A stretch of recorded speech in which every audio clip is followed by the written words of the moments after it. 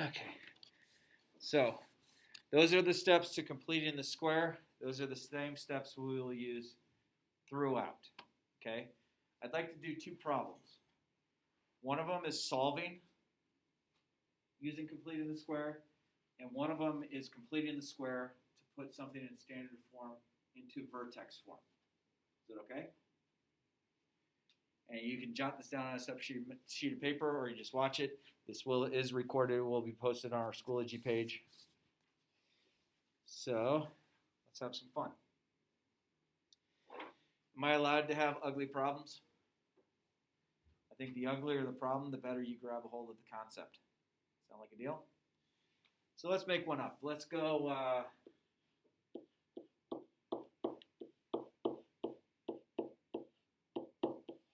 This one would be solving by completing the square. Solve by completing the square. Okay? So using our board over there, first thing says, make the a value 1 by dividing all by the a value. Is my a value 1 right now? What is my a value? It's 3. Does everyone feel okay with the a value? Because again, normally this is ax squared plus bx plus c. Okay? So let's make the a value 1 by dividing by the a value. Okay? What am I going to divide everything by? 3. Keep everything as a fraction.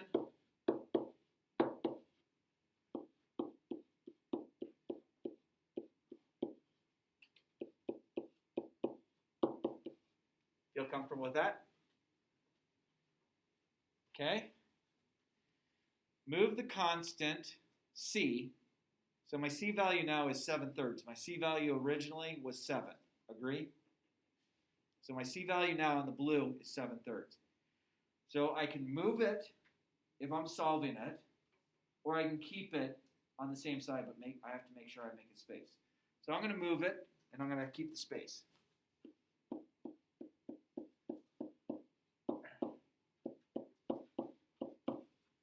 Do you agree with the math that I just did? I just subtracted it. Yes, we have fractions up there. Don't panic that we have fractions up there. Okay? It'll work out just fine. Okay, we're done with step 2. Make some sort of parentheses squared. Okay, this sign here has to always be the same sign here. Okay, if this is a minus sign, that would be a subtraction sign here. Does that make sense? I'm going to have an x here. I'm going to take half of 4/3. We said yesterday, when we take half of a fraction, we basically multiply the fraction by half. Okay, if I multiply 4/3 times half, I wind up with 4/6. Agree? So half of this becomes 4/6.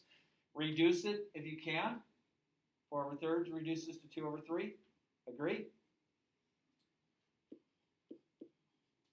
Now we have to fill in the space.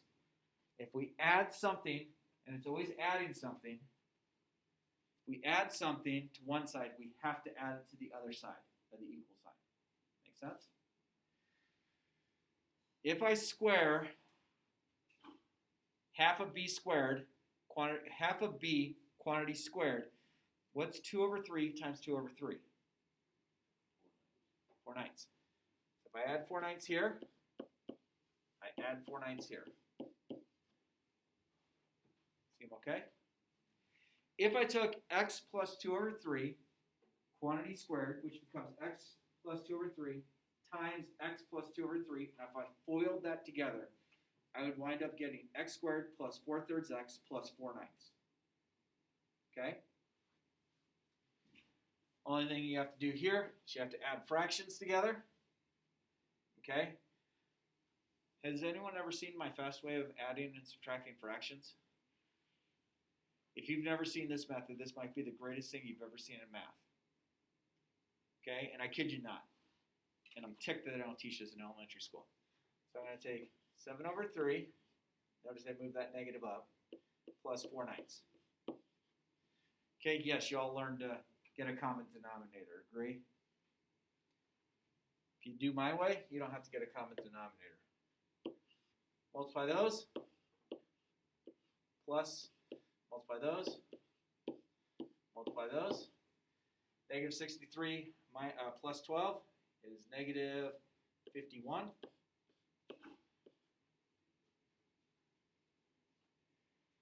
Can I reduce 51 over 27? Yeah, I think 3 goes into both, right? 3 goes into 51 17 times. Is that right? 3 goes into 27 9 times. Can I reduce negative 17 over 3? Or negative 17 over 9? No. So on this side, I now have negative 17 over 9. This right here, if they taught that in elementary school, there wouldn't be a child on this planet who'd be afraid of fractions. You want to know why a problem was when we added and subtracted fractions? When I was a kid, the question was posed kind of this way, because I was a kid kind of screwing around, so the teacher would always call me out by name because I was screwing around. Chris, because that's my first name. Mm-hmm. Let's say you have 7/3 of one pizza and 4/9 of another pizza. How much pizza do you have left? Lunch. No, Chris, not lunch. When they equated it to food, I had a hard time with it because I always started thinking about food. Ooh, I hope it's Smitty's pizza. I love Smitty's best. Okay, solve or keep in vertex form. So we're going to solve this. So if we solve this, we'll take the square root of both sides. Don't forget the plus minus. Square root of this quantity squared just becomes x plus 2 over 3. This becomes plus or minus I root 17. Hey, where'd the I just come from? Yeah, negative under the radical. And then square root of 9 is 3. Subtract 2/3.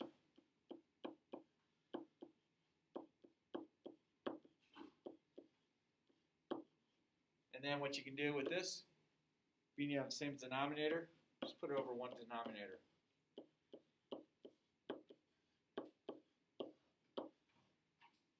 There's your answer. That's the solution to the problem. If I had graphed this parabola would not have crossed the x-axis because you have an imaginary component to it. Okay? That's completing the square by solving. Does that make sense? It's not a real tough thing. If you'd done the quadratic formula, it would come up with the same thing. But you've already heard my concerns about the quadratic formula. It's too easy to make errors on the quadratic formula. Sign errors that you normally wouldn't make.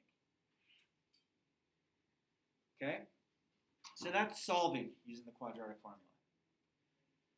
Can I do one now that we're trying to put it in vertex form? Okay? So it won't be equal to 0. It's going to be y equals.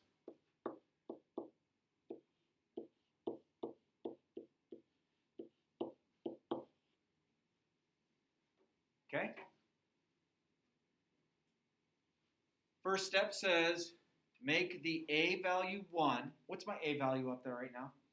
7. Make my a value 1 by dividing all by the a value. So I'm going to divide everything by what? 7. So I get y over 7. When it was 0, it just became 0. But now it becomes y over 7. Agree?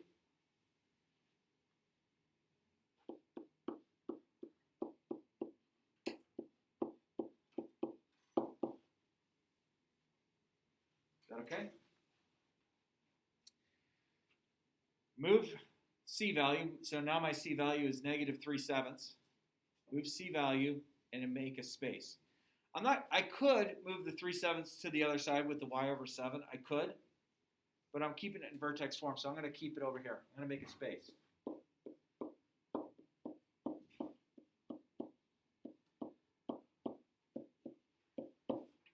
Can everybody see the space I just made? Is anyone like, I'm not sure where the space is? Okay. make parentheses quantity squared. Okay.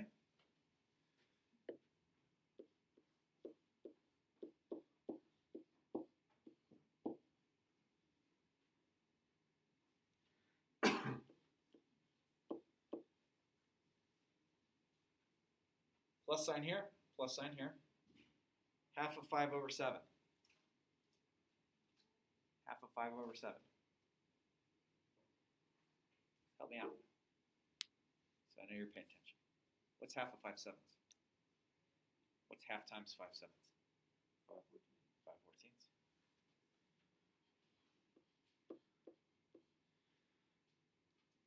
5 14ths squared is 5 times 5 is 25.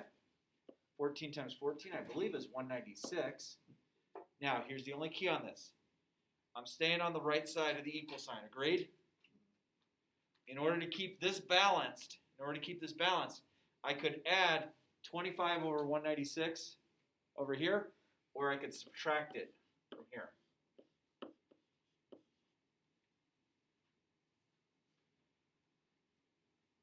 Now, I'm going to show you the next greatest feature ever. I'm going to get my calculator open. If you know about this button, you're ahead of the game. You've never seen this button before. You're going to be like, dude, I'm going to buy that calculator right now. Close. Clear. So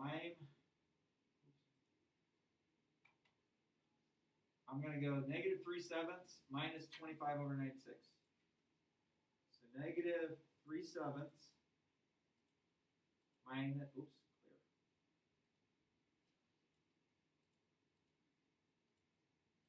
Minus 25 over 196.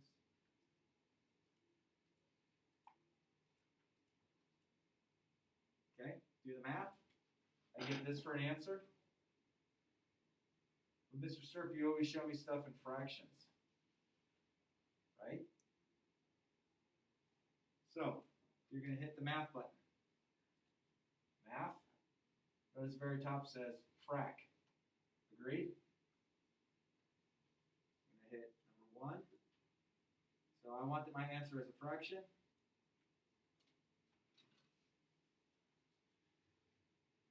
Negative 109 over 96. Dude, I wish I would have known about that. So this becomes negative 109 over 196. Agree? Now, of course, I made this up on random, so I'm not going to ever give you one to graph like this because this is like a really ugly vertex. I have y over 7. I don't want y over 7. I just want y. Y is being divided by 7. So if y is being divided by 7, that means I'm going to multiply everything by 7. That cancels that. Okay, so that gives me y equals 7 quantity x plus 5/14 quantity squared. You do not have to distribute that. Reduce here. I think 7 goes into 196. Let's see, it goes in there twice. 14, 56, 7 to 56 goes 8 times. So I wind up with minus 109 over 28. So let's get this away from the other stuff. Just rewriting it so we can see it a little more clearly.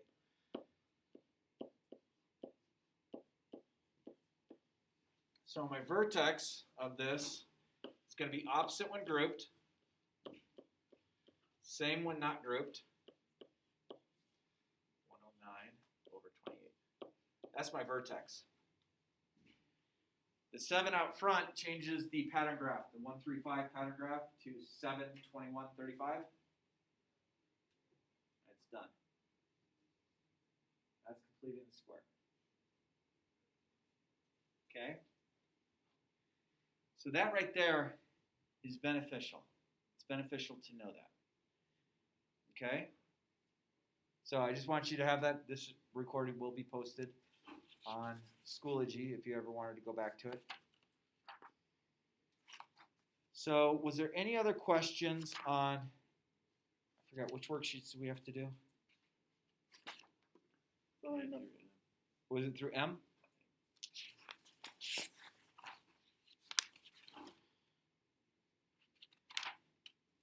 KLM, is that what it was? I believe so. There was something on K that you might have had questions about, and you're just being shy about asking. This is off worksheet 5K. And let's look at, say, number 7, which is I to the 31st power. They want to know what that's equal to. I times itself 31 times. Remember when I talked about the i's yesterday? We know that I is equal to the square root of negative 1. I squared, if I square both sides, I get to negative 1. I to the third is equal to negative I. I to the fourth is equal to 1. I to the fifth is equal to square root of negative 1. I to the sixth is equal to negative 1. I to the seventh is equal to negative I. I to the eighth is equal to 1. And it keeps repeating. It repeats every 4. Notice on the right side it's the same. Okay? So when I have I to the 31st power, because this repeats every 4, you're going to do this. You're going to look here and you say, okay, it repeats every 4. So I'm going to go 4 into 31. Go 7 times. That gives me 28. Subtract. That gives me 3. I to the 31st is the same thing as I to the third. I to the third is equal to negative I. Problem's done. Okay? So that sometimes can be trickier. That's actually something that you'll see on the SAT or the ACT. Actually, the one you'll see on the SAT or the ACT might look like this. All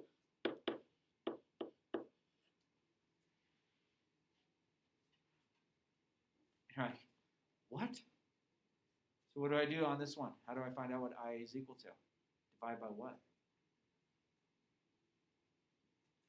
What did I just divide on this one? 4. So I'm going to take this. I'm going to go 4 into 345. 4 doesn't go to 3. 4 goes into 34 8 times. It gives me a 32. Subtract 2. Bring down the 5. 4 goes into 25 6 times.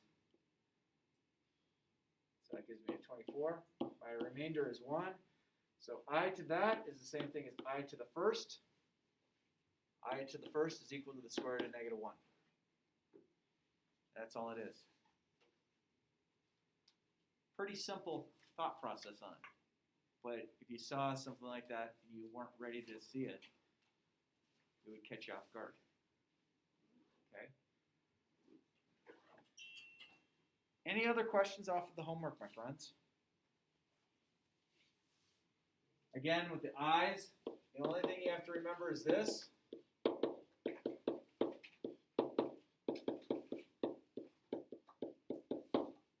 That's all you have to remember. Okay? And it just keeps repeating and repeating and repeating. You divide by 4 when you have I raised to a really high exponent. All the rules with exponents do take place. Is there anything else off of your worksheets that you wanted to see a little bit more detail about? You feel comfortable? So my friends, was everyone here yesterday? So I gave you 2 sets of notes, yes? Are both sets of notes due by next time? No. I'm trying, hopefully we're not on quarantine, but I gave you the 2 sets of notes just in case we are. Okay, so on Schoology, Algebra 2,